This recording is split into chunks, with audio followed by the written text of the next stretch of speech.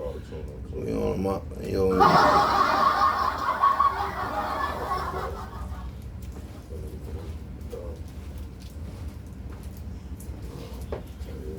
Oh my.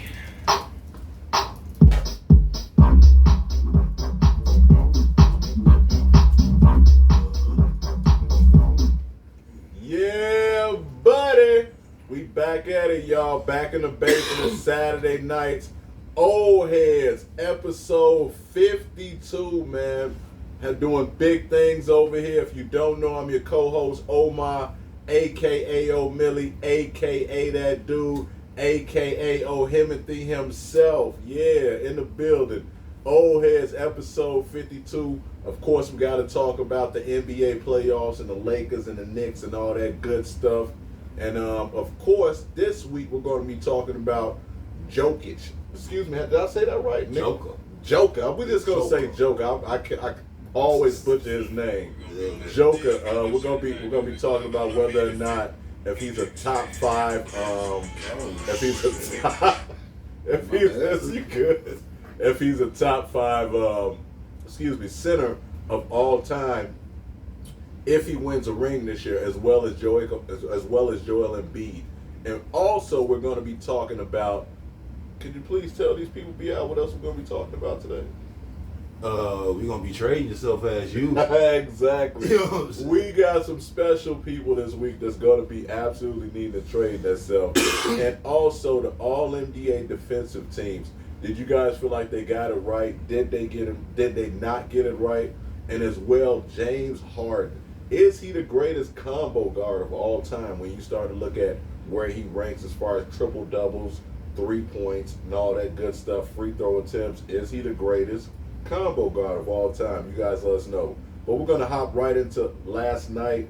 The Miami Heat closed out the Knicks. How did you guys feel about that series? And then as well, the Lakers closing out the Warriors. How did you guys feel about that? You want to kick it off, B.I.? I was disappointed, man, ain't with my Miami Heat shorts. I got this thing where I like to jinx a motherfucker. I like to see 7 games. I like to see a whole bunch of games in the series. I don't care how tired y'all are, none of that shit. I just want more basketball, selfishly as a fan, because the season coming to a close. You know what I'm saying? In like 2 more weeks, it's gonna be like one series going. You know what I'm saying? They're gonna be playing every 2-3 days. You know what I'm saying? It's gonna get wicked. So, yeah, man, I tried to chase them boys and wear them shorts, you know what I'm saying? They the better team. Miami the better team, though, so. My apologies. I didn't let you brothers introduce yourself before we hop right into it. You brothers want to go ahead and introduce yourself. Oh, man, them boy B out, man. They already know. Yes, sir. Oh, man, Indo G, a.k.a. French Loaf, a.k.a. Mr. Honey Pat. A.k.a. Mr. Honey Pat. In the building. How'd you feel about that Knicks, man? Knicks Heat. Oh, shit, we knew what the outcome was going to be from the start, man. The way Jimmy was balling out, man. And I don't care what people say. Like I said, nobody expected the Knicks to be this good. I feel like they kind of pushed the limits on what they was going to do. I know all the Knicks fans were happy and excited to see their team finally making a big push, but I mean, even in my charts, I could tell you 2 months ago I felt like they was going to lose this series. It's just not because they just didn't have enough weapons. Overall, not enough consistent weapons. And then when you really think about that Miami team, some of them people was on that bubble team. So them guys know how to make it through the finals. You know what I'm saying? Know how to push it them extra little bit, where this was just too young of a Knicks team to be kind of experienced in some things. R.J. Barrett was having on and off games. A couple of the big men down low were making goofy mistakes. You know what I'm saying? And it really was just Brunson the whole time. I mean, Julius Randle had his on and off games. But the thing about Julius Randle is, like, when he has an off game, he kind of has this rapport of, like, being kind of down, putting his head down a lot, and that kind of reflects on the team, and they kind of, that chemistry starts slowing up a little bit. So it's kind of like they need to find some in-between people, and I think some of that has to come up to, Thibodeau's rotation on that, and that's kind of why I feel like they lost. They they started us really long, and they didn't go deep into their bench. They were definitely out-coached, too. But, I mean, yeah, man, Miami is an underrated team. They can score now, and they're still tough. They morals and they default setting is still defense. You know what I'm saying? So whenever you got a defensive-minded team that's actually tough as nails, they tough. They're going to fight you the whole game. You know what I'm saying? Then they tough in the clutch because they gonna execute. They execute like a motherfucker. They do. And then they got one of the top 2 or 3 best coaches in the league. You know what I'm saying? All these things combined with the execution, good coaching, tough as nails. Yeah. Man, Pat Riley's a dog, man. I got them shorts for a reason. I fuck with Miami Heat. I actually fuck with them. You know what I'm saying? This their whole culture, man. Ever since Pat Riley took over, man, he was the same way in New York. You know, he played bully ball. You know what I'm saying? And that shit still works. He will prove to you that defense can win you a championship. He is a hard-nosed motherfucker. And, you know what I'm saying? Honestly, if Boston go up against them, they got a problem. Philly, they play tough too, and they got Joel, so they should be straight. If Boston go up against that Miami team, I can't tell you that Boston is gonna win. That Boston's gonna win. In the beginning of the year, I called Boston the whole time. My only doubt was Philly that could beat them coming out the East. I think. But now it's looking like Miami could test that because Miami tough and they'll fight you. And Boston, they be phasing out. You know they're gonna struggle both ways. Interest. Boston, I don't think Boston does good against like good defense back in and out like that. But the thing about it, like Miami has to see like the Sixers or something, that's gonna be a dog match because Jimmy pretty much gonna take Harden out the game. Harden can have a couple deep shots, but if you put Jimmy Butler, yeah, and that's the only thing. If you just let him get that 35, you're not winning that game. Regardless, he can have that 35 all he wants every game, but if nobody else is helping him produce, Jimmy can't guard Harden and Max. No, he can't. He can't. But at the same time, you just kind of have to stay in front of Max. That's the thing about Maxey. Maxey's not gonna kill you with jump shots. He's gonna kill you with fast penetration. You can just. And they got people who can stay in front of him. Okay. That's the scary thing about it. Let me say the most funny style shit ever. Who's gonna guard Tobias Harris? Because the whole thing is like he's so off and on and whatever, you can never count on him. Yeah. Right. But with his skill set and his size, who on Miami should be able to defend him? I mean, that's when you gotta start reaching into your little packages. You know, your bench player. Do remind you they do have PJ Tucker, and PJ Tucker is just that type of dude who just for that. You know, they got some roster pieces. You know, when they start going into that bench, what Spoelstra was kind of doing, which is, you know, I feel like work. I think because Kevin Love can guard Tobias Harris. I'm just saying they got some pieces. I'm not gonna say he gonna stay in front of him all them points, but he can guard him for a little bit. Do understand? They got Tobias Harris is not aggressive. No, but they got a solid roster on the bench. And that's what I felt beat the Knicks. Because where these guys we mentioning, we all seen clock time from them. Where mind you, we didn't see D Rose get no clock. We barely see Obi Toppin in this series get some clock. And mind you, he was part of the reason why they won that Cleveland series too. Because when they put him in, it was a mismatch. They took Big Homie out, they put him in, and all of a sudden they sat Julius Randle, he had a shooting slump, and they put Obi Toppin in. It was giving them the burst and the energy they needed, especially on fast breaks and stuff like that, even on defense. And I feel like Tom don't never go deep into that rotation. Like, you wait too late, you burn your guys out. Too late. The Grime or whatever. Yeah, you're right, Grimes. He should have got way more take. Exactly. Series, especially over R.J. Barry. I hate to say it like that. Sometimes they call they slumps. It's a matchup game at this point. But he broke. Yeah. It's a matchup game though. Some games he on, some he ain't. I think we can all agree. New York, we pretty much knew they weren't going to win this series. But I think one thing they can lay their hat on is, I think they finally got. New York seems to thrive when they have a good point guard, and that just seems to be a part of that culture. So I think they got that solved. Whether or not they're going to keep Julius Randle, that remains to be seen. But I think we can say they are definitely moving in the right direction. But one team that I think a lot of us didn't see making it to the finals, the conference finals, would be the Lakers, and they end up beating Golden State last night. How do you guys feel about them moving forward? I wouldn't even say moving forward. We'll talk about that next week. How do you guys feel about them and that Lakers series? Did you guys see them winning? Because I thought Golden State, I thought it was setting up perfect. You'll have Game 6 Clay, and then going back Game 7 in the Bay or wherever. I don't even know if they're even in the Bay anymore, but going back to Golden State, going back to the Bay. But I don't know if that's technically in San Francisco anymore or in Oakland anymore. No, they're not. They're not in San Francisco. Because I'm right, the Bay. San Francisco. Yeah, I'm right. So going back to the Bay, so I was like, well, there's no way. I don't think the Lakers can beat them. You know what I'm saying? Going back to the Bay. But Clay, he absolutely was a disappointment. Still a huge fan of Clay. Still a huge fan. Keep shooting. But how do you guys feel about that and that Golden State? You guys see that coming, or was it a thing after game 1 or game 2? How do you feel about it, Hendo?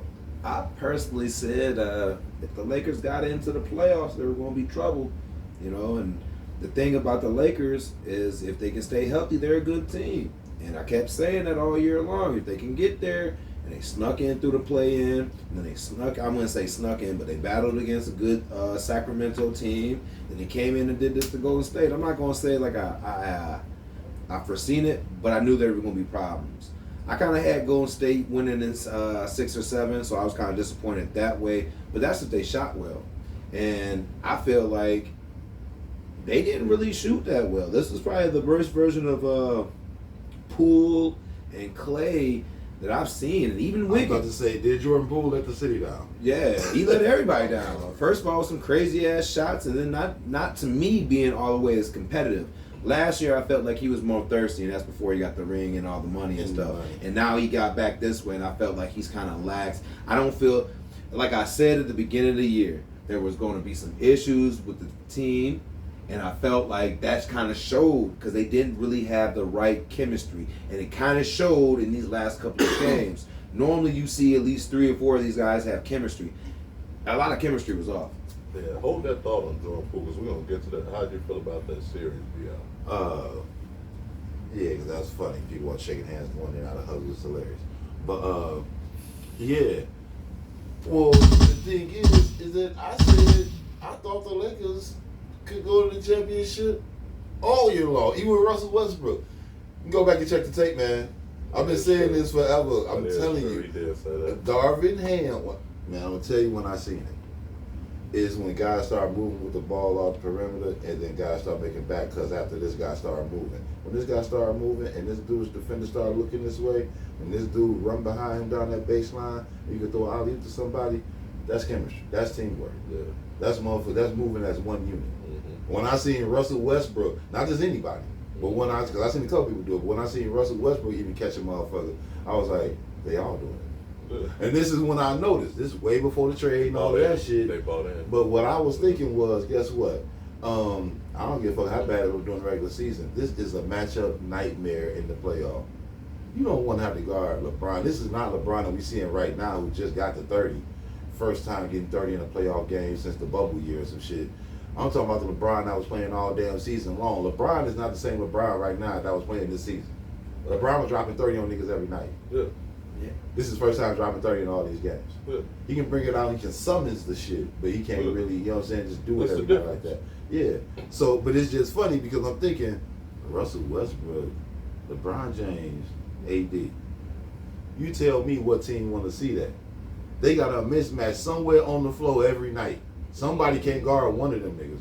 You know what I'm saying? This is what I was seeing and knowing and having Darvin Ham. You know what I'm saying? That's a big key part. You gotta have a coach. If it's just them doing whatever, it ain't gonna work. It gotta be a real coach, a guy who can even yank a player for some plays to work. You know what I'm saying? In the clutch and shit. And I've seen it happen. But yeah, with the trades, they just got better as a team. They just filled every need. The defense, the length on defense, the shooting. You know what I'm saying? Hachimura and the Vanderbilt kid, you can interchangeably throw these dudes on point guards. You said what? Reeves. Yeah, Reeves too, but I'm talking about defensively.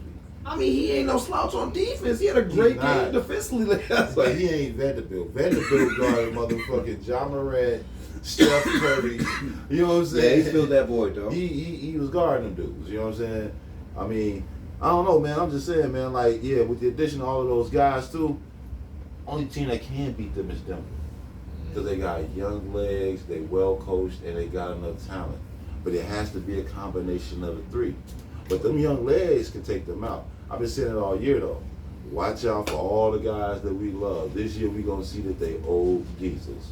They old geezers. LeBron included. He's in that list, too. Oh, yeah. And Denver might prove it. Denver might bring it out of him.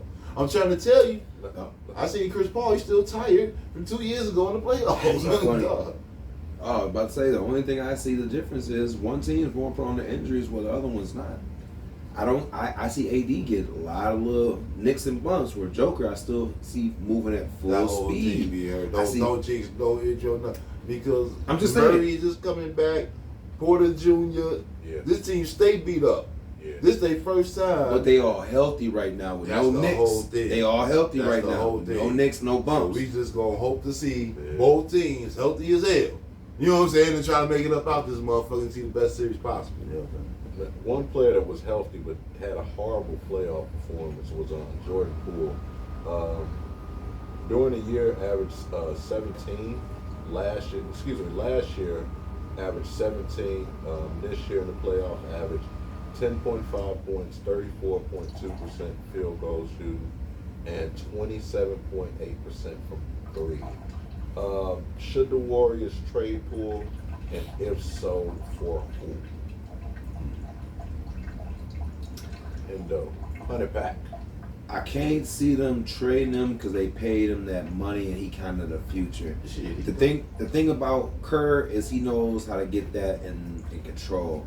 I think the thing with Poole this year is the distrust of the team because of how they all went to Green's side because they favor Green more than they favor him. Yep. And they know in the long run, Jordan Poole is really going to be replacing one of them, whether it's going to be Clay, which I really think it is. I think they move on from Clay, especially after this year. And I think Green might be on his way out Green too. Clay off the bench. I can't really see that. I'm going to be a buck with you. Hey man, if you want to be a part of this culture forever, he can take a pay cut. But I can Brady. see them getting a crazy haul for Clay right now, considering who But all. will Clay even want to leave? It doesn't matter where you want to go. It matters where we gonna send you. If you say I'll take a pay cut, pay me like the last nigga on the bench, so you might want to keep him. So you say you willing to go to Sacramento? Let's go. I'm just saying. Trade yourself. But I think he knows he was next up, and I think he's kind of on that spot because right now I see that uncertainty in his face where he's trying to be like Clay, but trying to get the faith from Curry because they're not going to let Curry go. You know, at the end of the day, let's be real, they're not going to let Curry go. They would let Clay and they let Green go, and he knows he's next up. But I didn't see a whole lot of trust through the team. It's just they didn't look like they had the chemistry as I once seen them. Contract up because I don't know when this contract is up. But say if this contract was up this year, which I know it's not, that'd be very. No, I'm not saying I'd say trade. Trade. Oh, no. It ain't got nothing to do with contract. Trade because you can get the most haul for him. Because if you gotta pay him, then it's really like, well, you can go for it. Thank you. If I gotta pay you next year, because I know it's not this year. If it's this year, you should have probably already traded. But like this next year, you gotta like see how this is going at the start of the season. If it's not looking good, you might want to consider trading them. But we know a lot of teams are Klay Thompson away from being where they want to be. The Lakers consider this. A lot of them. A lot. We can go down the list of teams, okay? Especially the Celtics end up moving away from Jaylen Brown. You think they wouldn't look at somebody like that off back? The 76ers. I'm just saying. But with that being said, you know, we have to make it make sense at the end of the day. But I could really see that happening. You know, but they gave Jordan Poole more because they got faith in him. They know he has the potential. His ceiling, as far as where he can go, we haven't seen yet. We've seen looks and everything. Last year, he played like a team player. It was a lot different. You know what I'm saying? Top five, right? He had him top five? Yeah, because he was playing his role. He played his role. And when they needed him in certain things, he was consistent coming through in certain mid-range threes when they needed him. This year, he thought he was the man, so he was walking up and just pulling shit up and all these crazy-ass shots and shit. And that wasn't the Jordan Poole we seen last year that was so consistent. We seen somebody who was trying to take over the team that's coming up to him. Kind of like James Harden when he was last left with OKC. We seen, you know. I don't know. I guess I would slightly disagree. I think they should look into possibly trading Jordan Poole. I think it's more of a culture thing. I think if they trade anyone, I think it'll be it will probably be Draymond. Because I think he's up for a contract. Everyone wants a max. Yeah. So I think if it be anyone, it'll probably be Draymond. They'll keep Clay. When you look at Clay and you actually look at the series, he took a few, bad shots.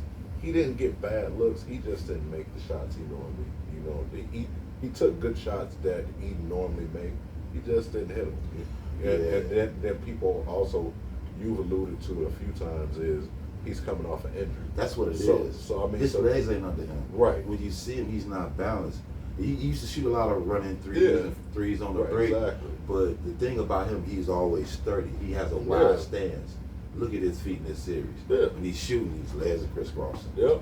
He doing this a whole bunch. Yep. Shooting and legs are flying. Yeah. He ain't got him up, but he got a championship mind. Yeah. So he gonna take these shots. Of course. You know what I'm saying? Yeah, Like he's a that's shooter. he got the heart of a fucking champion. You know what I'm He's a saying? A shooter. fucking lion. So he gonna take them shots. Exactly. I do not fault that motherfucker for thinking Not that at way. all. Not And at that team all. actually needed him to take them shots. Yeah, He couldn't shy away. No. You rather you take them and miss them. You the shooter. You know what I'm saying? You're That's the what you shooter. do. Exactly. I mean, that's why I think. Stark's got to live with that. I was about to say John Starks. He got to live with that his whole life. I mean, His whole life is depending on his shots. I mean, now I kind of agree with you. Now, if we're looking at possibly before the trade deadline next year, if he isn't looking like okay, he's still looking like he was last year. I mean, because he suffered a lot defensively this year too. Yeah. You know, I mean, people forget how good. At one point, it was either him or Jimmy Butler who's the best two-way. You know what I'm saying? Player. See, but in the I game. think if you wait too late, you diminish his value. If other teams see him playing like Westbrook, you kind of diminish that value. You know, because a lot of teams didn't want to take the Lakers up on that trade because when they seen Westbrook out here missing these not even hitting the rim, just hitting the side of the backboard type shit, that diminished his value. You try to get him on a high note while you can get the most for him. That's why I say now. You know what though? That's why I say that. When you in a locker room, when you in a building with these guys, you always have a better. We kind of tone deaf out here. You have a better feel of grasp of what's going on there and knowing people. And what I can guess, not being in that room, because I'm actually in a tone deaf position as far as What we know his in the locker whole room. healing process and shit. If I had to guess though, he came back too fucking early. He just got that mindset. Yeah, they good, but they great with me. They good. They can win some games and some playoff series, but we can win the championship. I feel like he just think like that. He rushed himself back. Everybody this year was like, Clay ain't Clay. Yeah. You know what I'm saying? But so like I said, I'm not just gonna blame Clay on all of it because He it came was, back a year too it early. was a whole team deficit. To be honest with you, Draymond was having up and down games where he wasn't even defending right. Wiggins was having on and off games. They really couldn't count on Devin Chenzo, but he was hitting more of the threes than a lot of other people on the team that you can be consistent he a for. champion. Yeah, he ain't scared to play in no big game. He ain't It scared was just a whole collapse though. The whole team fucked up. They showed their youth is what happened. And if the old guys get rusty, and I hate to say it, but I've been calling people old geezers all year. James Harden too. Some of these guys, it's time to get out the way. You know what I'm saying? Like, He said get out the way. Get out the way. You in mother effer's way now. You know what I'm saying? Know your role. Go and be a second man. James Harden, he figured it out. Go play with somebody else where the ball is in their hands. You know what I'm saying? Because you in the way if you the star player now. You ain't him no more. You're not. Right. LeBron James, not every night. They can't do it the way they used to. We seen these guys. We seen what James Harden used to do to people. Yeah, LeBron James. No, I agree. I totally agree. To a degree, Steph Curry. You know what I'm saying? We seen what the Yeah, fuck they used to you're do right. to people. I KD, agree. you know what I'm saying? Nah, it ain't quite the same. But they're getting a little bit up there, you can tell. Let's say the only person out that group that I would say possibly trade is possibly Draymond, but I would absolutely trade Jordan Poole. I think for that culture, I don't know if he's really. Do you think? This is my thing. I understand what you're saying about as far as like taking like size, taking the green size, but it's still a way of how you handle that. Lonnie Walker is a perfect example. You're talking about a kid that was a first round pick. He was supposed to be, a really good player for San Antonio. Comes to the Lakers and really plays really well, then falls out of the rotation. You would never know it because he stays a professional. Jordan Poole kind of almost acts childish, almost like how Endo alluded to, almost to where it's like you got the bag, you got the ring now, you take it, you think you Curry, because people comparing you to Curry. When Curry out of here, you're going to take the mantle. When it's like, I get it, but it's like, we don't rock like that. So that's why. My only question is, who would you trade him to or perfect. for? I'm so happy Like, you said that. Yeah, like what team I or saw. like for what person? I can't take personal credit for this, but I saw a trade I thought made perfect sense. I would trade him to Minnesota for Rudy Gobert. What? Yes. I would trade him to Minnesota for Rudy Gobert. Oh, my bad. I'm thinking like, right. Golden For State. Rudy Gobert. I would absolutely trade him for Rudy Gobert because that's the one thing that they're missing is size. And Rudy has no problem with running. And that's basically all you're asking him to do is to rim protect. Now, then I think that leaves money to where you can let Draymond go. You can let Draymond either you can let Draymond go, or you could say, hey, look, we're not gonna give you this long extension. We might pay you, give you a 2-year deal, and then you can allow Draymond to move to his natural position, which at the 4. Yeah, I'm gonna keep it real. That team really don't work right without Draymond. No, they don't. They don't. Really. Not defensively, offensively. I think that he's their culture. It will work. But it don't work the same way. Defensively, they have no anchor. He's the anchor. That too. Man, please let's talk about that. I know you love defense. The NBA all defensive teams. Anybody left off that you think that should have been left on there? Jaren, these are both 1 and 2. Jaren Jackson, Draymond Green, Caruso, Evan Mobley, Drew Holiday, Dylan Brooks, Mr. Perm, Derek White, Bam Adebayo, Brook Lopez, and OJ Anunoby. Excuse me, Anunoby. Giannis, Joel Embiid, Marcus Smart. I like that. Those just 3 of my Who would you favorite take off? That's too hard to even think about. But if we had to start picking, Bam Adebayo, I forget who else. But yeah, somebody. And maybe all 3 of those dudes don't make the list. Maybe they just honorable mention. You know what I'm saying? I don't really want to take nobody. Anybody on that list you would take off? I think they pretty much hit it on the head. I'm sorry, but Yeah. I think the only you said Claxton was on there. No. OG Anunoby, Brook Lopez, Bam Adebayo, Derek White, Dylan Brooks, excuse me, Drew Holiday, Evan Mobley, Alex Caruso, Draymond Green, Jaren Jackson Jr. I'd probably take Bam off and put who I just mentioned. Gotcha. I love Bam. Go ahead. No, I think Claxton had a better defensive year. I didn't see any of those. I just think he had a better defensive year. I didn't watch those games. Shit, he was. I mean, the team was going through some things. I mean, I didn't plan on them, but defensively, I just thought he had a better defensive year. It was a mess, and before it was a mess, it was the drama. It was right, but he stayed consistent. He was consistent. Granted, some guys beat him out. You know what I'm saying? Like Joel. They made that team unwatchable, man. Like they really did. I can't say that though. I can't say that. They kind of did. That's because like they're just going through a transition. They should have bit the bullet earlier, and they should have just committed earlier before the season started. But you waited to mid-season while you guys were leading the league, mind you. They went leading the league and win. And the trade, blah. What are they doing? I hate That was tough. That was tough to watch. They're so trash. Yeah. I think I wouldn't say I have an issue with it, but I would have took Derek White off and put Marcus Smart because I think because if you look at the playoffs, I mean, who would you have guarding Harden?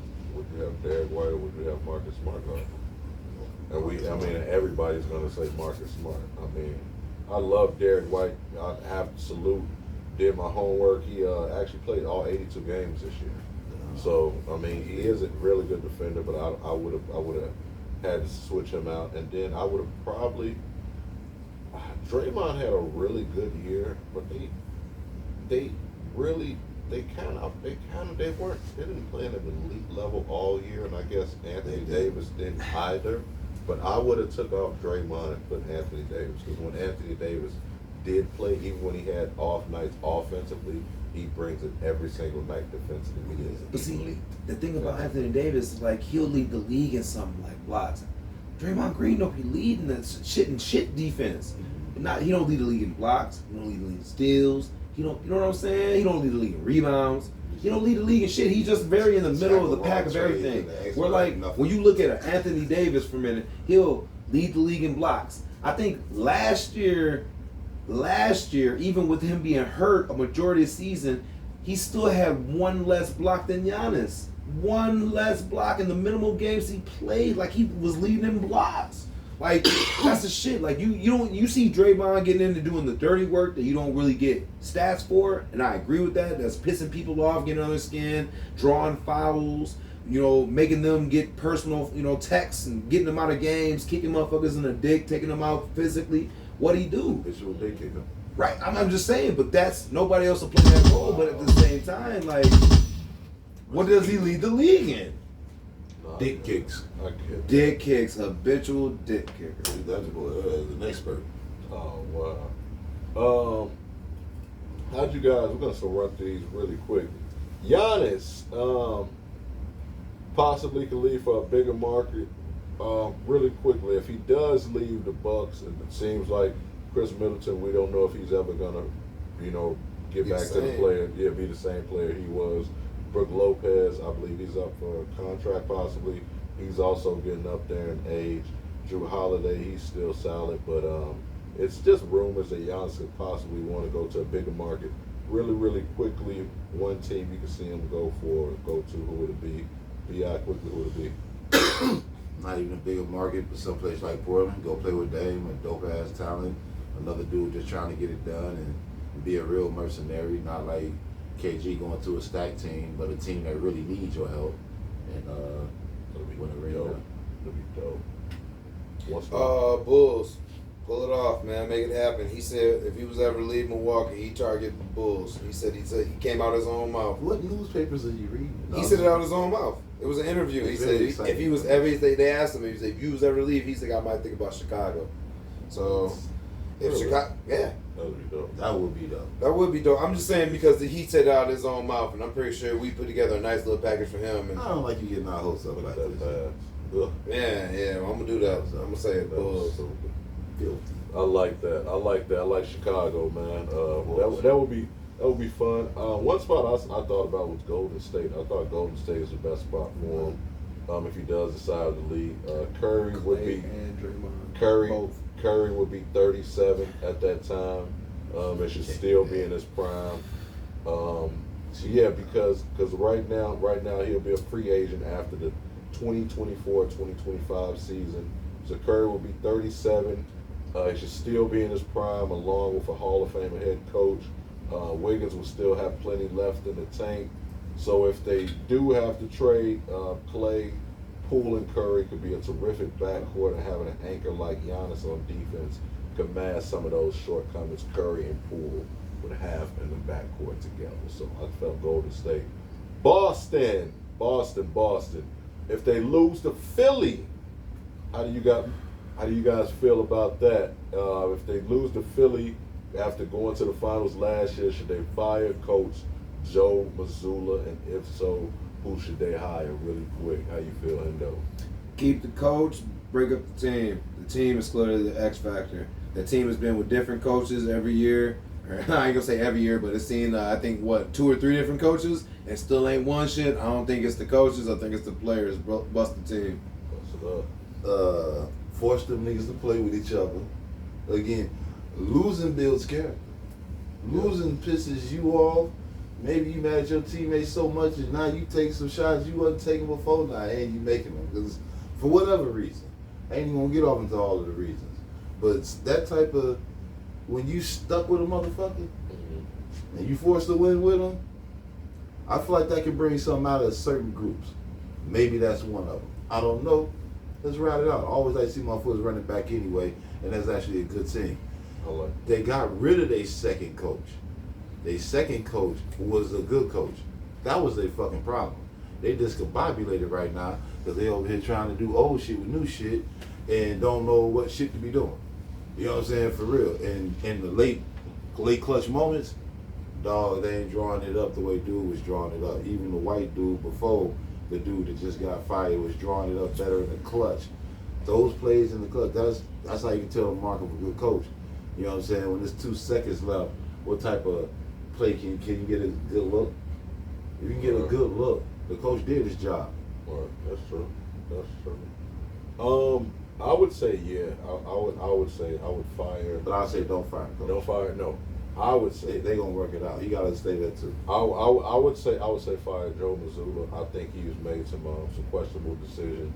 No timeouts. With timeouts and even just some questionable decisions. I don't think that's a bad thing. I think when you look at Jason Kidd and his first thing being a coach, Yep. I think sometimes Spilling the coke on the floor. and yeah, shit. I mean, Shit. I think you said character. You know, struggle builds character. And I think failure, know you have to fail sometimes to be successful. I think the next time Steve Nash gets another coaching job, I think he'll be more successful than he was. So I still think Joe Mazzulla is young, super talented, but I would love to see them get a guy like Sam Cassell. He's been an assistant now for 9 years. We're watching the Clippers right now. He's actually with Philly. And I love point guards to be head coaches. And I think Sam Cassell has that championship pedigree. And I think that's something that Boston could really use, coming from someone that was intricate. You know, it's coming from That someone, matters, though. Yeah, that matters. It matters that to have a matters. replacement coach, too. Because you can't just say fire somebody if you ain't got somebody else in line. No, exactly. That's a good No, idea. yeah, but Can't get worse. No, it can't. It can't. But and he has experience, and then I think it makes a difference coming from a coach when you're telling a player when you know this coach has been in those positions and they succeeded. Yeah. And Sam He's a Cassell, winner. he's a winner. Yeah. You know, so I would love to see Sam Cassell get that spot. Two players that haven't won anything yet, Nikola Jokic and Joel Embiid. Are those guys top 5 centers if they win a ring this year? Hendo, top 5 center, yes or no? Not my top 5. They'll be in my top 10 though. They gotta win a few rings. One ain't just gonna do it to be in my top 5. You gotta be a successful person to do that. And there's only like a handful of motherfuckers that can do that. You know, that can be successful, proven winners. And right now, I've seen both these guys in high places. They ain't won shit. But if they win this year, they'll definitely go in they'll go on the same range that I put like Giannis, because he got a ring. We're talking about center. We're talking about centers. Giannis is a real center.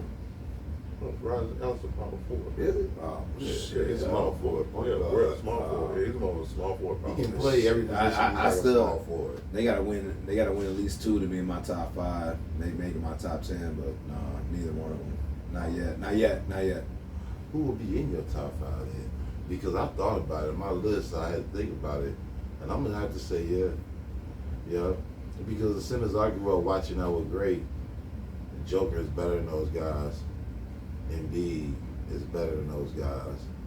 That don't even have rings, like Pat Ewing. These guys are better than Patrick Ewing. David Robinson was dope as hell. But he only got 1 ring, so if they had only had 1 ring, 2. what skill set would I take? He got 2. He got 2? Yeah. 2. Yeah. You got 2.